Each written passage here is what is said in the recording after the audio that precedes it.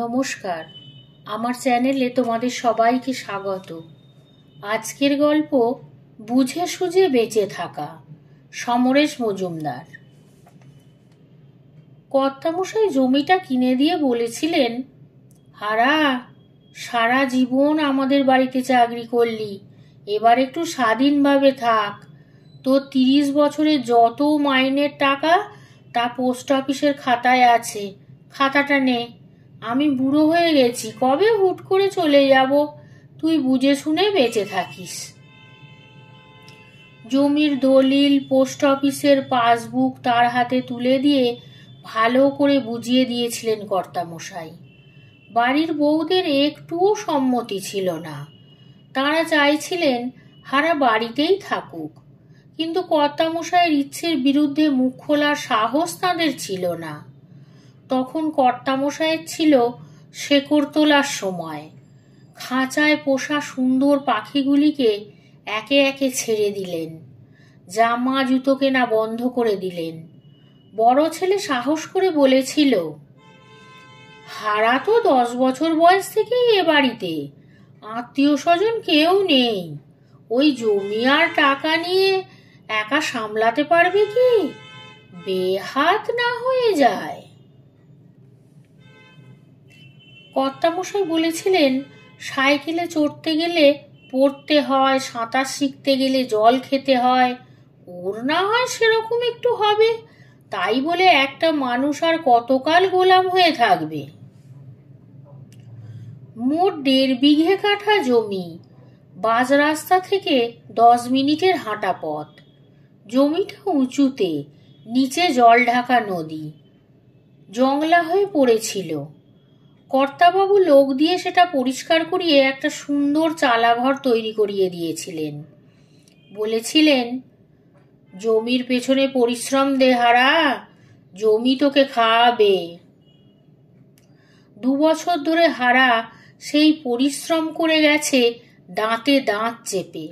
ভোর থেকে জমির সঙ্গে লড়াই, তাকে তৈরি করতে, শান্ত করতেই কয়েক মাস কেটে গিয়েছিল।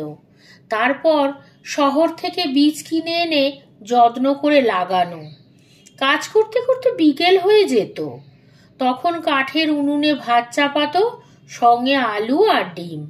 ডিম তার ভারী পছন্দ। কর্তাবাবুর বাড়িতে সপ্তাহে মাত্র একটা দিন ডিম হতো। তারপর মাটি ছেড়ে গাছগুলো আকাশ দেখতে চাইল। 8 কাঠা জমি তখন সবুজে সবুজ। জল ঢাকার ওপর থেকে হাওয়ারা ছুটে এসে ওদের সঙ্গে খেলা করে অবিরাম। জল ঢাকার জলে ওদের স্বাস্থ্য বেশ পুরুষ্টু। কর্তামশাই দেখতে এলেন।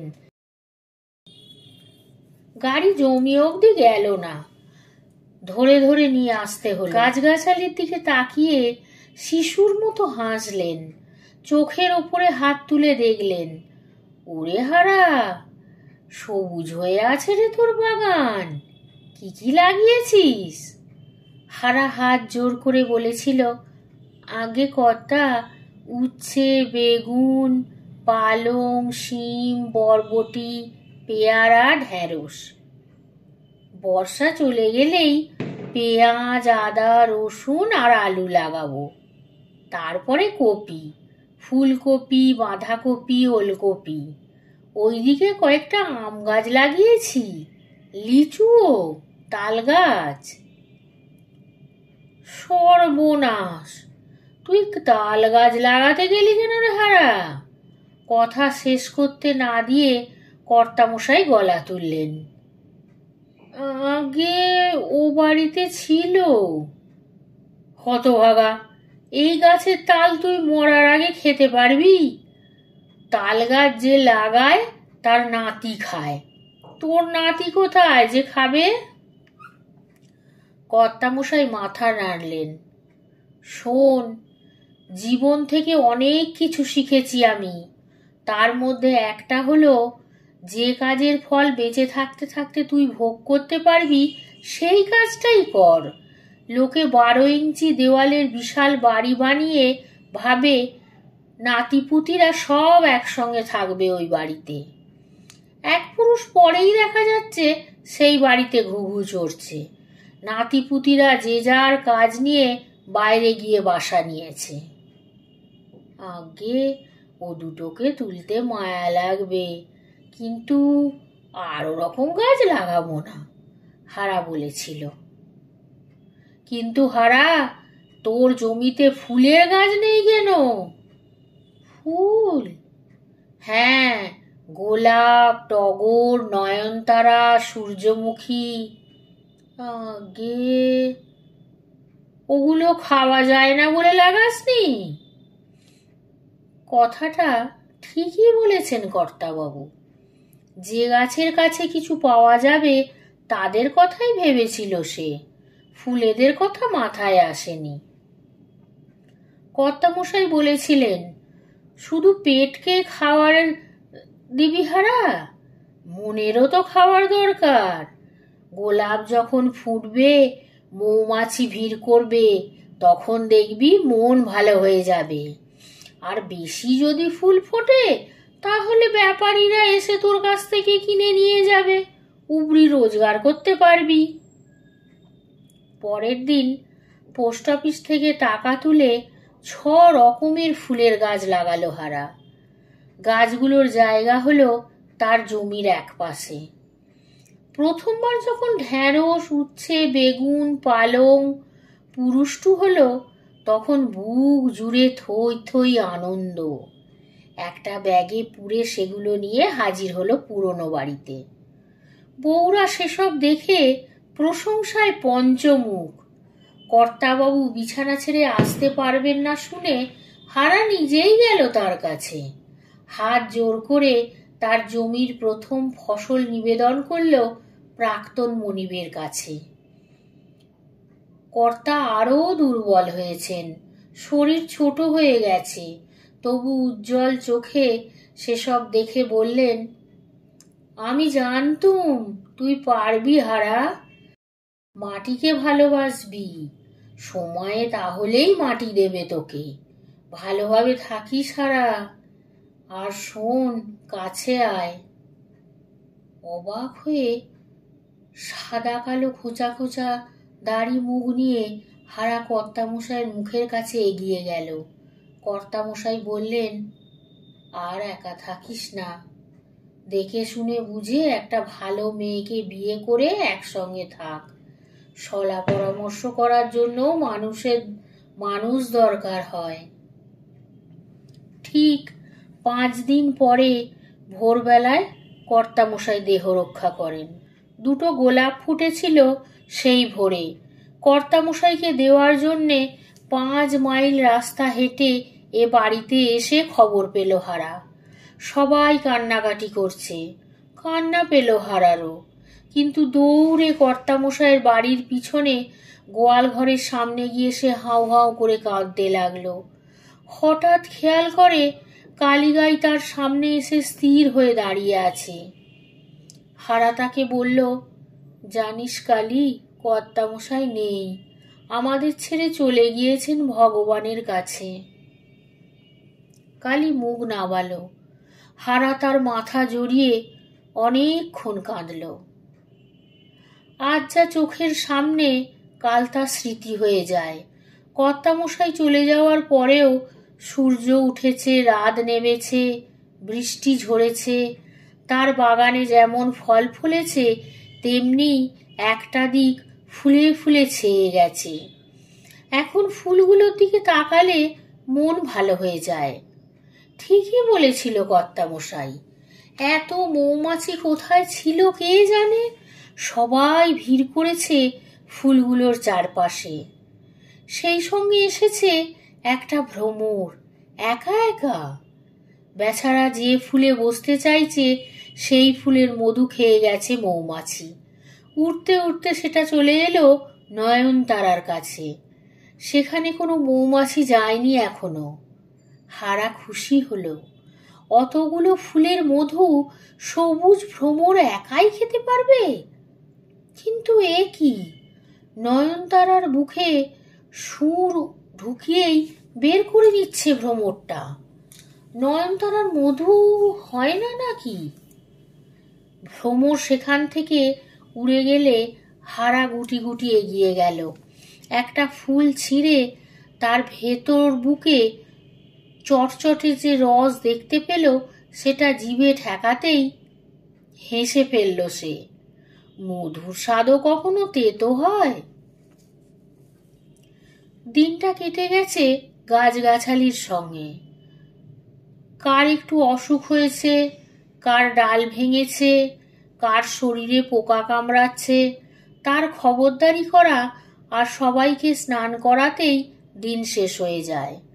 জল ঢাকা থেকে জল বালতিতে তুলে ওপরে আনতে বড় কষ্ট। শেষ পর্যন্ত একটা পাতকুয়া তৈরি করে নিয়েছিল সে। মুশকিল হলো, গরম পড়লে পাতকুয়ার জল নিচে নেমে যায়, জমতে সময় লাগে। তাই কপি কলের ব্যবস্থা করেছে হারা। পরিশ্রম তেমন করতে হয় না, নদী থেকে জল তুলে ঢেলে দিতেই সেটা আপনি জমিতে এসে পড়ে। মুশকিল হয় রাতের বেলায়। সন্ধ্যের পর থেকে এখানে শনশন হাওয়া বয়। মাঝে মাঝে তার জোর এত বাড়ে যে ঝড় বলে মনে হয়। তখন নদীর দিকে মুখ করে দাঁড়ালে কিরকম অসহায় লাগে। ঘরে ঢুকে চাদর মুড়ি দিয়ে শুয়ে পড়লেও সহজে ঘুম আসে না। আর যদি বৃষ্টি নামে তো কথাই নেই। আকাশ ফাটিয়ে বাজ পড়ে, ঝমঝম বৃষ্টি অন্ধকারকে চটকায়। তখন মনে হয় পৃথিবীতে কেউ নেই। আর প্রতি মুহূর্তে ভয় হয় গাছগুলোর ক্ষতি হলো না তো। ভোর হতে না হতে মাথায় বস্তা ঢেকে বাইরে বেরিয়ে চোখে জল এসে যাওয়ার উপক্রম হয়। যেন বুনো মোষ কাল রাতে বাগানে ঢুকে তজনজ করে গেছে। আহত গাছেরা নিঃশব্দে আর্তনাদ করে যাচ্ছে, বাঁচাও বাঁচাও। 10 মিনিট হাঁটা পথের পরে পিচের রাস্তা। দিন ভোর বাস ট্রাক যায়। পিচের রাস্তার ওপাশে মাইলখানে গেলে মাঝারি গ্রাম। কাছাকাছি লোকালয় বলতে ওটাই। ওই গ্রাম থেকে 2-4 জন মাঝে মাঝে আসে হারার বাগান দেখতে। ওরা জানে কর্তামশাই হারাকে বাগান করে দিয়েছেন, তাই সমীহ করে কথা বলে। বাগানের একপাশে বসে বিড়ি খেতে খেতে সুখ দুঃখের গল্প করে। হারা ত্রিভুবনে কেউ নেই শুনে সমবেদনা দেখায়, কিন্তু বেশিক্ষণ নয়। প্রচুর কাজ বাকি আছে বলে হারা তাদের বিদায় করে। মাঝে মাঝে সে বিরক্তও হয়। মানুষের কথা বলার পুঁজি বড্ড কম। 2 দিন কথা বললেই একই কথা শুনতে হয়। তার বেশিরভাগই হা হুতাশ। সে হাবে ভাবে বোঝাতে চায়, আমি বেশ আছি, তোমরা তোমাদের মতো থাকো। গতকাল এক বুড়ো এলো, সঙ্গে কাগজে মুড়ে চা পাতা। বলল, একজন দিলে, তাই তোমার কাছে নিয়ে এলাম। বাড়িতে তো অনেক মুখ, কার গলায় দেব এইটুকু? জল ফুটিয়ে ভিজিয়ে দাও, চা খাই দুজনে জুত করে। ব্যাপারটা পছন্দ হলো না হারার। দুধ নেই, চা হবে কি করে? আহা, দুধের কি দরকার? ওই তো গাছে লেবু ঝুলছে, ওর রস কয়েক ফোঁটা দিলে জব্বর স্বাদ হবে। বুড়ো মানুষ বলে মেনে নিল হারা। গ্লাসে চা ঢেলে নিজেও নিল। চায়ে চুমুক দিয়ে বুড়ো বলল, আহা, চমৎকার হয়েছে। তা বাবা হারাধন, কিছু কি ভেবেছ? চা খেতে ভালোই লাগছিল। হারা জিজ্ঞাসা করল, কি ব্যাপারে? এই সব জায়গায় একা একা থাকা ঠিক নয়। দিনের বেলায় তবু এক কথা, রাত নামলে হাওয়া বয়, সেই হাওয়া সব সময় ভালো হয় না হে। তোমার এই জমি এত বছর এমনি পড়েছিল কেন জানো? নাড়ু মন্ডল তো খদ্দের পাচ্ছিল না, কর্তামশাই সস্তায় তোমাকে কিনে দিতে পেরেছেন। কেন জানো? বৃদ্ধ চায়ে চুমুক দিল। মাথা নেড়ে না বলল হারা। 4-5 বছর অন্তর এখানে ডাইনির কুদৃষ্টি পড়ে। ডাইনি? না, তাকে কেউ দেখেনি, বাতাসে তার কুদৃষ্টি ভেসে আসে। তখন তো এখানে বুনো ঝোপ আর লম্বা ঘাস ছাড়া কিচ্ছু ছিল না। সকালে হঠাৎ দেখা যেত সেগুলো পুড়ে ছাই হয়ে গেছে। প্রথম প্রথম আমরা ভাবতাম কেউ বোধহয় আগুন দিয়েছে, কিন্তু কে দেবে, লোক কোথায়? এসব খুব রহস্য, বুড়ো বলল। আমার কোনো ক্ষতি হবে বুঝলে কর্তামশাই এই জমি কিনতেন না, বেশ জোরের সঙ্গে বলল হারা। তা বটে, তবে ভয় হয়। হঠাৎ একদিন দেখব এই সুন্দর বাগান ছাই হয়ে পড়ে আছে। তুমি তো একা থাকো, তোমার কি হলো তা জানতেও পারবো না। কর্তামশাই কি কিছু বলেছেন? কি ব্যাপারে? ওই এখানে কিভাবে থাকলে ভালো হয়? হাসলো হারা। ছেড়ে দিন ওসব কথা। তোমাকে পছন্দ করি বলেই তো বলি। আসলে কি জানো, এই জমিতে কোনোদিন লক্ষ্মীর পা পড়েনি। লক্ষ্মী এলে কুবাতাস আর কাছে ঘেঁষতে পারবে না। তুমি বাপু আর লক্ষ্মী ছাড়া হয়ে থেকো না। কথাগুলো বলে বুড়ো চলে গেল। কদিন থেকে ঝুপঝুপ বৃষ্টি আর হাওয়া চলছিল। জল ঢাকার জল বাড়ছে, প্রতি বছর বর্ষার সময় বাড়ে। তখন সিকিমাইল চওড়া নদীটাকে ভয়ঙ্কর দেখায়। ঢেউয়ের ছোবলের শব্দ শোনা যায়, কিন্তু নদীর জল যতই বাড়ুক তা থাকে জমির অনেক নিচে। ওপাশের নিচু জমিগুলো এখন জল ঢাকার জলে ডুবে থাকলেও হারার কোনো ভয় নেই। এরকম এক বৃষ্টির রাতে ঘরে বসে হারার মনে হলো বাতাসে অন্যরকম শব্দ বাজছে। হ্যারিকেনের আলোটাও দপদপ করছে, যদিও ঘরে বাতাস ঢোকার কোনো সুযোগ নেই। বুড়ো বলেছিল কুবাতাসের কথা, এটা কি তাই? এই সময় বৃষ্টি থামল, কিন্তু বাতাসের শব্দটা বেজে যাচ্ছে সমানে। সাহস করে বাইরে বের হলো হারা। চারধারে নীলচে কুয়াশা স্থির হয়ে আছে, অথচ বাতাস বইছে। এই বাতাস উঠে আসছে জল ঢাকার বুক থেকে। লাউ কুমড়ো, চাল কুমড়োর লতাগুলো মাচা আঁকড়ে কোনো মতে ঝুলছে, কিন্তু ছোট গাছগুলো গিয়েছে কাত হয়ে। হঠাৎ শোঁশো আওয়াজ উঠল। নীল কুয়াশারা ছুটোছুটি শুরু করলো জমির ওপর। দ্রুত ঘরে ঢুকে দরজা বন্ধ করে দিল হারা। কর্তামশাই বলেছিলেন, শলা পরামর্শ করার জন্য মানুষের মানুষ দরকার হয়। বুড়ো বলে গেল, তুমি বাপু আর লক্ষ্মী ছাড়া হয়ে থেকো না। ব্যাপারটা ভাবতেই চোখ বন্ধ করে হাসলো হারা। 50 বছর পার হয়ে গেছে, এ কথাটা কর্তামশাইয়ের বাড়িতে কাজ না করলে জানতামই না। খাটো শরীর, চোখ মুখ ভদ্রলোকের মতো নয়। হাফ প্যান্টের তলায় পা দুটো দিনকে দিন সরু হয়ে যাচ্ছে। এই সব নিয়ে সে বিয়ে করতে চাইলেই কোনো মেয়ে কি রাজি হবে? কর্তামশাইয়ের বাড়িতে কাজ করার সময় এসব চিন্তা মাথায় ছিল না। মেয়ে মানুষের সঙ্গে ভাব করার ইচ্ছে হতো না। একবার একটা মেয়ে ও বাড়িতে এসেছিল কয়েকদিনের জন্য বড় বউকে রান্নার কাজে সাহায্য করতে। অন্য বউরা যে যার বাপের বাড়িতে গিয়েছিল তখন বেড়াতে। সেই মেয়ে গোয়াল ঘরে ঢুকে তাকে জিজ্ঞেস করেছিল, গাইগুলো যখন পাল খায় তখন তুমি দেখো? গম্ভীর হয়ে উত্তর দিয়েছিল হারা, দেখতে হয়।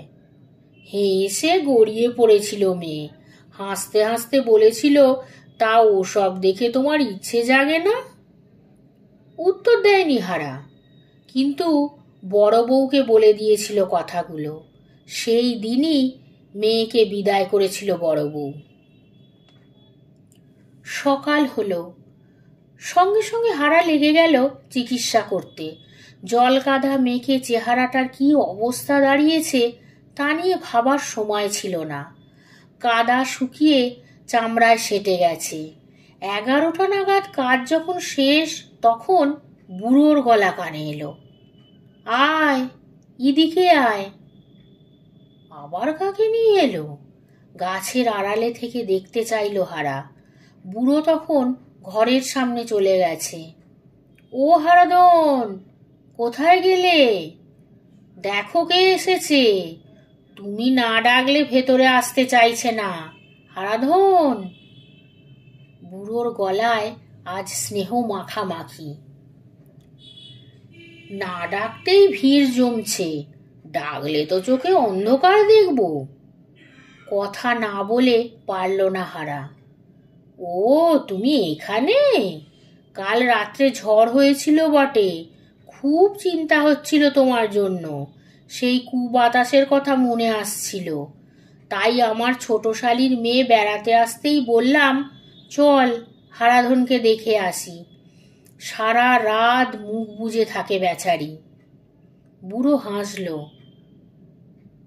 আয় মা, হারাধনের মুখ শুনে মন বিচার করিস না। বলেছি তো, যার জায়গা সে না ডাকলে পা বাড়াবো না। বেশ খসখসে মেয়েদের গলা শুনতে পেল হারা। ব্যাপারটা কি? বুড়ো একে নিয়ে এলো কেন? উঠে দাঁড়ালো হারা। বুড়ো বলল, আচ্ছা, জ্বালায় পড়া গেল। ও হারাধন, অতিথিকে বিমুখ করো না। হারা ইতস্তত করে বলল, ঢোকার পথ খোলাই আছে, এলেই হয়। তবে কিনা আমি কাজে ব্যস্ত। এবার তিনি ঢুকলেন। পরনে হলুদ শাড়ি, হলুদ জামা। শাড়ি নেমেছে হাঁটু আর গোড়ালির ঠিক মাঝ বরাবর। বড় মুখ, ছোট চোখ, কিন্তু নাকখানি বেশ টিকালো। গায়ের রং মাজা, আর শরীর স্বাস্থ্য দেখলে মনে হবে আধ সের চালের ভাত স্বচ্ছন্দে মেরে দিতে পারবে। এই মেয়ের বয়স আন্দাজ করা খুব মুশকিল। বাগানে ঢুকে কোমরে হাত রেখে বলল, বাহ, জব্বর বাগান তো। ও মেশো, কতদিন এমন বাগান দেখিনি। আমাদের ওখানে তো ভালো বাগান হয় না। বুড়ো ধমকালো, আহ, ওখানকার কথা বলার কি আছে? ওখানে অনেক কিছুই হয় না। এই বাগান আমাদের হারাধনের হাতে গড়া। ও মা, ও পাশে নদী বুঝি? দৌড়ে গেল মেয়ে নদীর দিকে। বাবা, কি ঢেউ! রাগে ফুঁসছে, খুব গতর বেড়েছে যে। বুড়ো হাসল, তোর মুখ বড় আলগা। ও হারাধন, এটি আমার শালির মেয়ে পদ্ম। দেখতে শুনতে কেমন সেটা তো বুঝতেই পারছ। গৃহকর্মে নিপুণা, স্বভাব চরিত্র ভালো, তবু স্বামীর ঘর করা ওর আর হলো না। মাথা নাড়ল বুড়ো। কেন? যার এত গুণ তার দোষ কোথায়? মারে হরি, রাখে কে? 17 বছর বয়সে বিয়ে হয়েছিল। 27-এও যখন বংশ রক্ষা করতে পারল না, তখন শ্বশুর শাশুড়ি আবার ছেলের বিয়ে দিতে চাইল। পঞ্চায়েতের কাছে গিয়েছিল, তারাও বিধান দিল, বংশ রক্ষা করার জন্য দ্বিতীয় বিবাহে কোনো অপরাধ হয় না। কিছু টাকা হাতে গুঁজে দিয়ে বাপের বাড়িতে ওকে পাঠিয়ে ওর স্বামী আবার বিয়ের পিঁড়িতে বসে পড়ল। কি আর বলবো। বুড়ো শ্বাস ফেলল। তারও তো 2 বছর পেরিয়ে গেল। কই, বাচ্চা হয়েছে? তাহলে তো ডুমুর গাছেও ফুল ফুটতে দেখতো লোকে। মুখ ঘুরিয়ে পদ্ম বলল। তারপর খিলখিল করে হাসতে লাগলো। তুমি না বলেছিলে মেশো, চলো তোতে আমাতে চা খেয়ে আসি। তা যেরকম সঙের মতো দাঁড়িয়ে দেখছে, চা তোমার কপালে নেই, বরং পেয়ারা পেকেছে তাই খাও। পদ্ম ঘুরে নদীর দিকে তাকালো। বুড়ো বলল, যাও হে হারাদন, চান করে এসো, মুখে গায়ে কাদামাটি শুকিয়ে আছে তোমার। পদ্ম বলল, রান্নাঘরটা কোথায়, চা বানাই। বুড়ো বলল, বেটার ছেলে একা থাকে, শোয়া রান্না একই ঘরে হয়, যা ঘরে গিয়ে দেখ। হারা দেখল পদ্ম তার শরীর দুলিয়ে ঘরের দিকে যাচ্ছে। দরজায় দাঁড়িয়ে উকি মেরে চিৎকার করে উঠল, ইমা, এ তো আস্তাকুর, মেশো বলে দাও, যেখানে খাবে সেখানেই হাঁকবে, এ চলবে না, 3 দিনের মধ্যে রান্নাঘর বানাতে বলো। বুড়ো বলল, হবে হবে, সব হবে, অত তাড়াহুড়ো করলে চলে? এই নে চা আর চিনি, গাছ থেকে লেবু পেড়ে দিচ্ছি, যাও আনা। ওরা যখন বিদায় হলো তখন সূর্য মাঝ আকাশ ছাড়িয়েছে। ওদের এড়াবার জন্যই সারাক্ষণ বাগানের কাজ করে গেছে হারা। আরও আগাছা পরিষ্কার করেছে, মাটি কুপিয়েছে। যাওয়ার সময় পদ্ম চোখ ঘুরিয়ে বলে গেছে, বুঝলে মেশো, গাছেদের সঙ্গে বাস করলে মানুষও যে গাছের মতো বোবা হয়ে যায় জানতাম না। সেই ছেলেবেলায় স্তক হারা কর্তামশাইয়ের বাড়ির ছেলে মেয়ে দেখেছে। পরমা যেমন, বাড়ির বউরাও তেমনই, কখনো গলা তুলে কথা বলতো না। এরকম বেঁকিয়ে চিমটি কেটে কথা বলার অভ্যাস তাদের ছিল না। মেয়ে মানুষের জিভে যদি এত ধার হয়, তাহলে তার পক্ষে ঘর করা কি করে সম্ভব? হারার মনে হলো বংশ রক্ষার জন্যে নয়, ওই মুখ সহ্য করতে না পেরে ওকে শ্বশুর বাড়ি থেকে তাড়িয়েছে। জল ঢাকার জলে এখন সাপের ছোবল, দেখলেই ভয় করে। সাঁতার কাটার কথা চিন্তাও করা যায় না। ভাত চড়িয়ে দিয়ে নিচে নেমে কোনো রকমে কাদামাটি ধুয়ে একটা ডুব দিয়ে ওপরের দিকে তাকাতেই চোখ ছোট হলো হারার। ঢেউয়ের ধাক্কায় মাটি ধুয়ে যাচ্ছে, বেশ বড় বড় চাঙড় খসে পড়ছে। এভাবে চললে একদিন না একদিন তার জমি নদী খেয়ে ফেলবে। কি করা যায়? মনে অস্বস্তি। তাড়াতাড়ি সেদ্ধ ভাত খেয়ে হারা বড় রাস্তায় চলে এলো। কিছু লোক জটলা করছে রাস্তার পাশে গাছের তলায় দাঁড়িয়ে। একজন বলছিল, আমি নিজের কানে শুনে এলাম নিচের একটা গ্রাম জল ঢাকায় জলের তলায় চলে গেছে। 7 জন মানুষ সেই জলে ভেসে গেছে। আর একজন বলল, কান মিথ্যে কথা শোনে আর চোখ সত্যি দেখে, চোখে যখন দেখনি তখন বিশ্বাস করো না। দুজনের মধ্যে ঝগড়া লেগে গেল। ওদের একজন হারাকে দেখতে পেয়ে বলল, তোমার খুব সাহস ভাই, একা থাকো, তা নদী কত দূর, মাটি ভাঙছে না তো? ভাঙতে শুরু করেছে, গেল কয়েক বছর এরকম হয়নি। হারা বলল, কি করা যায় বুঝতে পারছি না। সেচ দপ্তরে চলে যাও, ওদের ডিউটি হলো নদীকে সামলে রাখা, আজই যাও, লোকটা উপদেশ দিল। আর একজন বলল, ঘরে মেয়ে মানুষ থাকলে নদী ঘেঁষত না, জানো তো নদীও যে মেয়ে মানুষ, সতীন সহ্য করতে পারে না, দূরে দূরে থাকে। সেচ দপ্তরের অফিসে বাসে চেপে যেতে হবে, 8 ঘন্টার পথ, সঙ্গে বাস ভাড়া আনেনি। তাছাড়া সন্ধে হতেও দেরি নেই। হারা ঠিক করলো কাল সকালেই সেখানে যাবে। সন্ধে থেকেই ঝুপঝুপ বৃষ্টি। মাথায় বস্তার ঘুমটা চাপিয়ে নদীর ধারে এলো হারা। অন্ধকারে কিছু দেখা না গেলেও জলের ফোঁসফোঁসানি শোনা যাচ্ছে। হঠাৎ কাছাকাছি কোথাও মাটির চাঙড় ভেঙে পড়ল জলে। ছপাত শব্দ কানে এলো। কর্তামশাই খুব বুঝে সুঝেই এই জমি তাকে কিনে দিয়েছিলেন। তখন নদী ছিল বেশ দূরে, জমিটাও উঁচুতে। এতগুলো বর্ষা গেল, কিন্তু কোনো বাড়ি নদী এমন ক্ষেপে ওঠেনি। এই জমি যদি নদী খেয়ে নেয় তাহলে তার কি হবে? কোথাও গিয়ে দাঁড়াবার জায়গা নেই তার। ও বাড়িতে নতুন লোক কাজে লেগে গিয়েছে বহুদিন। বৃষ্টিটা ধরল। বস্তা সরিয়ে রেখে বাগানে ঢুকলো হারা। সূর্যমুখী গাছটা কদিন থেকেই ন্যাড়া, চুপচাপ দাঁড়িয়ে আছে। বাকি গাছগুলো শরীরে ফোঁটা ফোঁটা জল নিয়ে যে ভঙ্গিতে দাঁড়িয়ে, তা দেখে বুক ছ্যাঁত করে উঠল হারার। কর্তামশায়ের শরীর যখন শ্মশানে নিয়ে যাওয়া হয়েছিল, তখন শ্মশান যাত্রীরা এইভাবে তাকে ঘিরে দাঁড়িয়েছিল। প্রায় দৌড়েই ঘরে চলে এলো সে।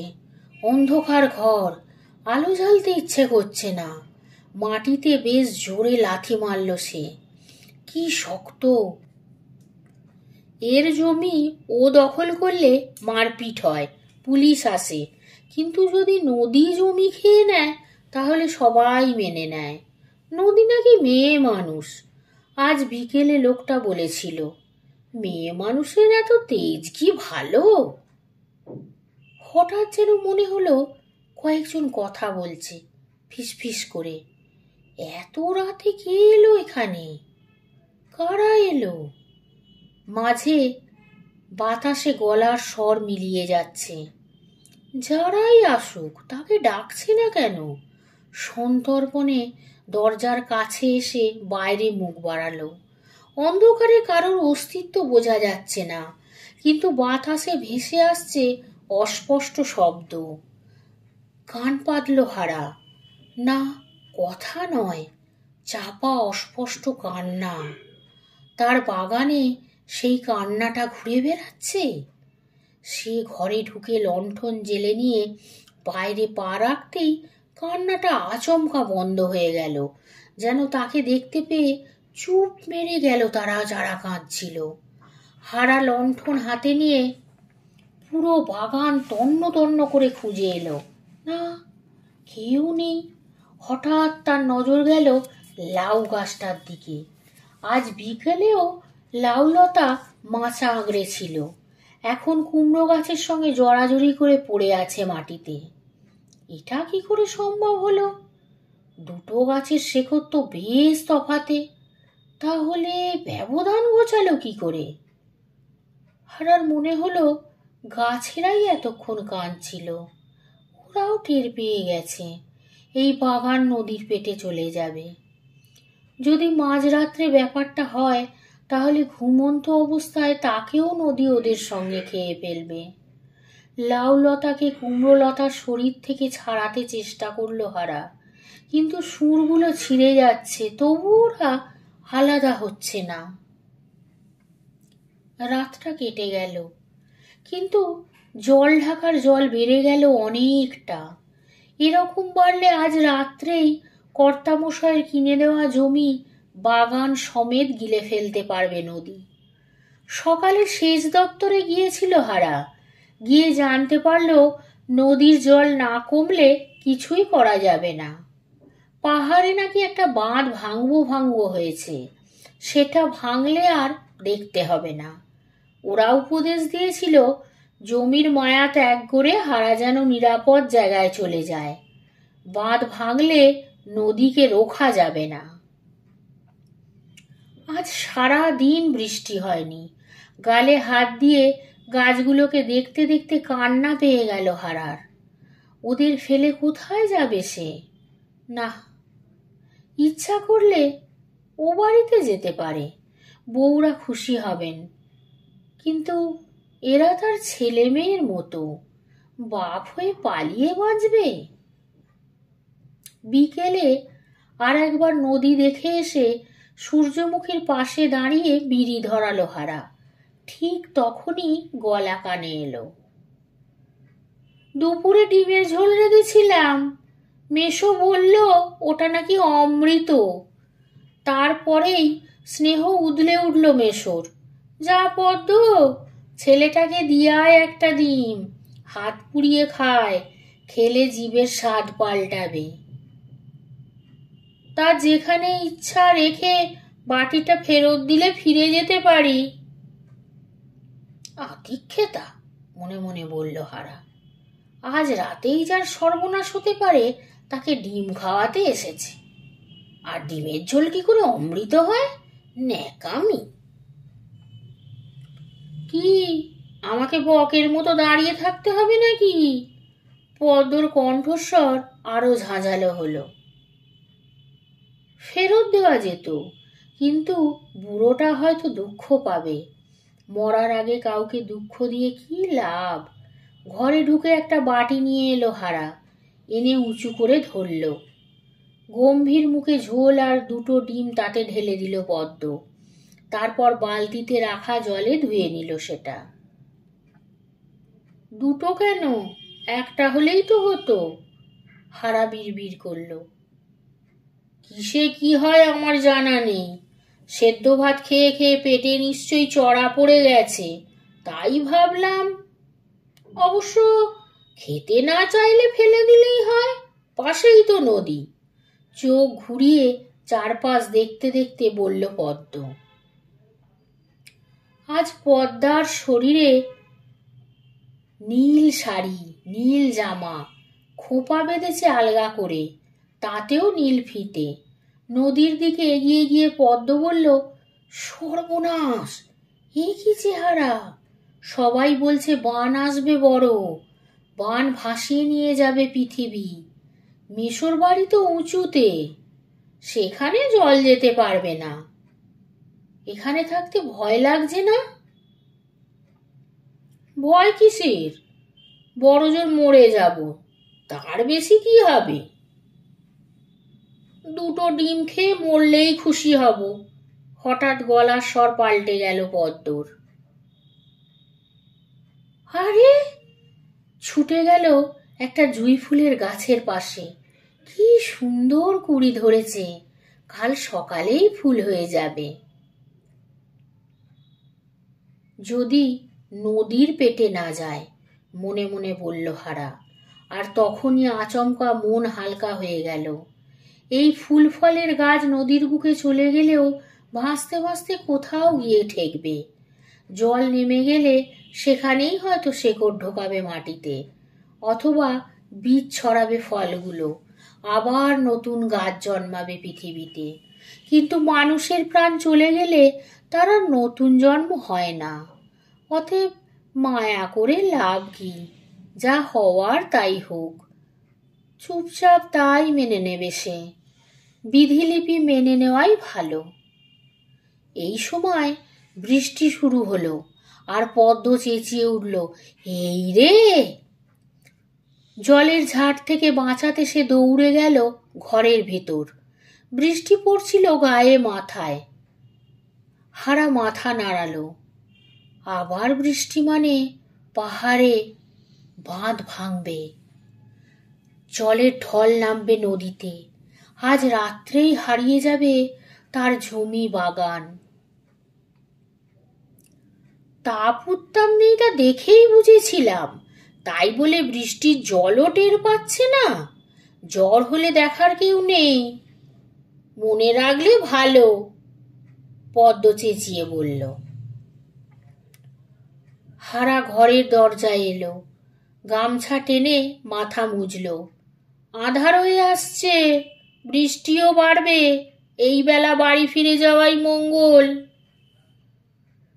ছাতি থাকলে ভালো হয়। ছাতি নেই, বস্তা আছে, তাই মাথায় দিয়ে। এ মা, বস্তা মাথায় রাস্তায় হাঁটবো? কিন্তু অন্ধকার হয়ে এলো বলে। হোক, তেমন বুঝলে মেসো ছাতা নিয়ে আসবে। অগত্যা হারিকেন জ্বালালো। বেশি তেল নেই, নাই থাক, কাল তেল কেনার দরকার হবে না, বাজলে তবে তো আলো। বৃষ্টির তেজ বাড়ছে। দরজা ভেজিয়ে ঘরের এক পাশে তক্তপোষের কোণে বসলো হারা। পদ্ম বসেছে অন্য প্রান্তে। তবু ভালো, এই ঘরে জল পড়ে না, পদ্ম বলল। বান আসতে পারে, কোনো রকমে চলে যাওয়াই ভালো।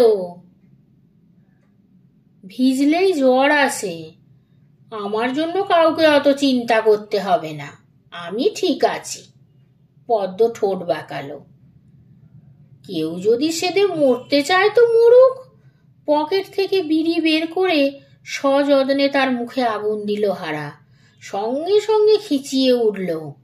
ঘর বন্ধ, তার উপর বিড়ি ধরানো হচ্ছে, গন্ধে গা গুলিয়ে যায়।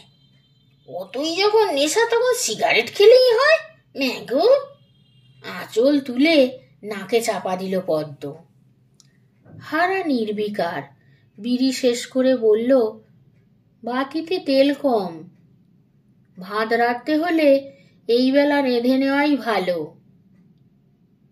আমি কি এ বাড়ির বউ যে স্বামীর জন্য ভাত রাঁধবো? যার দরকার সে রেঁধে নিক।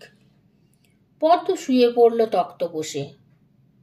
আর পারি না বাবা, এমন হাড় বজ্জাত বৃষ্টি জন্মে দেখিনি। হারা উঠে দাঁড়ালো। বিকেলের ভাত এখনো কিছুটা হাঁড়িতে জল মেশানো রয়েছে, সঙ্গে ডিমের ঝোল। নিজের জন্য রাধার কোনো দরকার নেই।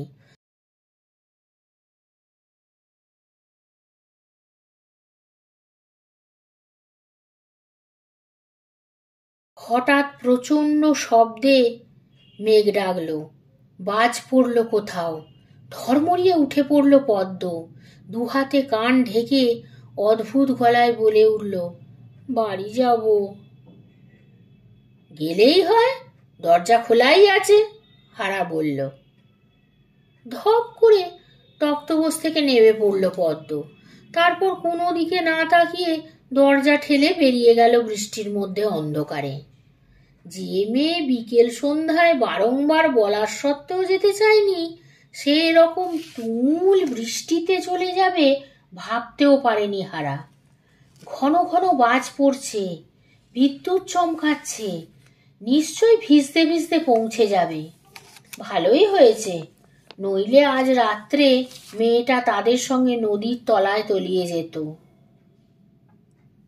কিন্তু কিছুক্ষণ পরেই মন খামচাতে লাগলো কেউ।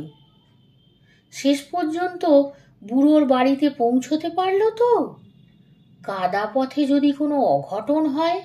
বস্তা টেনে নিয়ে মাথায় দিয়ে বেরিয়ে এলো হারা বাইরে। আকাশ যেন সমুদ্র, আর সেই সমুদ্র ধেয়ে আসছে পৃথিবীটাকে। নদীর দিকে এগিয়ে গিয়ে থতমত হয়ে গেল সে। নদী থেকে ঢেউয়ের সেই ভয়ঙ্কর আওয়াজটা এখন ভেসে আসছে না কেন? জল বয়ে যাচ্ছে গম্ভীর হয়ে। শিকার ধরার আগে জানোয়াররা যেমন ওঁত পেতে থাকে, সেই রকম অবস্থা নাকি? বাগানের গাছগুলোর দিকে তাকাতে পারল না হারা। তাও অন্ধকার বলে ওরা অনেকটা চোখের আড়ালে। ধীরে ধীরে বাইরে বেরিয়ে এলো সে। পথ বলে যেটা ছিল সেটা এখন জলে কাদায় চুপসে আছে। হাঁটে কার সাধ্যি? মাঝে মাঝে বিদ্যুৎ চমকাচ্ছে, তারই আলোয় পথ দেখে টলতে টলতে পিচের রাস্তায় উঠে এলো হারা। না, কোথাও পদ্ম পড়ে নেই। তার মানে সে ঠিকঠাক মেসোর বাড়ি পৌঁছে গেছে। সে বাড়িতে গিয়ে খোঁজ করতে ইচ্ছা হলো না তার। বুড়ো জিজ্ঞাসা করতেই পারে, এমন বৃষ্টিতে ওকে একা ছেড়ে দিলে কি করে হারাধন? ফিরে এলো হারা। ঘরের সামনে পৌঁছে অবাক হয়ে দেখল পদ্ম ভেজা চুল থেকে জল ঝাড়ছে, আর তার শাড়ি জামা ভিজে চপচপে। এ কি? মুখ ফসকে শব্দটা বেরিয়ে এলো হারার। কাদায় পিছলে পা মচকে গেছে, নইলে কি ফিরতাম এখানে? কিন্তু এই ভেজা কাপড় পরে থাকলে নিঘাত জ্বর হবে, ফুলও হতে পারে। তাতে যদি কারোর খারাপ লাগে তাহলে একটা শুকনো কাপড় দেওয়া হোক। পদ্ম হ্যারিকেনের দিকে তাকালো, সেটা দপদপ করছে। এখানে মেয়েদের কাপড় কি করে থাকবে? তাহলে আমাকে যেতে হয় কোথায়? যাকে মেসো বলা হয় তার বাড়িতে। গিয়ে চেয়ে নিয়ে আসি। থাক, কি বুদ্ধি!